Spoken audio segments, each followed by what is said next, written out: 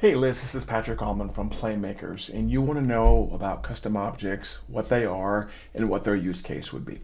Okay, the challenge with understanding custom objects is it's like jello, it's fluid, it's whatever you want it to be, so it's hard to understand unless you actually need them.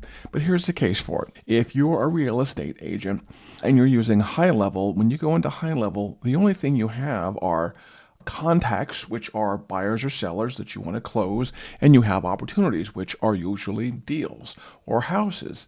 But what you don't have is you literally don't have a place to maintain like a list of inventory of your houses, okay? All you have are contacts and opportunities. And an opportunity would be like a financial transaction, but no place in there do you say, oh, I have this house, this house, this house. This is the square footage of this house. These are the number of bedrooms, number of bathrooms, things like that. That's where custom objects comes into play. So what you could do is you could define a custom object called a house. You could relate it to a contact or maybe an opportunity when that feature comes up, but you can definitely relate it to contacts. And so you can associate maybe a client that has bought a house in the past with one or more houses. And so the object, so it would be one contact associated in many houses. That might be one there. If you are somebody who runs a car dealership, maybe you have a custom object for cars, and that is like your list, your inventory there, and you can maintain the status of all of your cars separate from contacts. And then at some point in time, you can associate a particular car with a contact, or you can associate 5 cars with a contact. In your case, you were talking about professional services.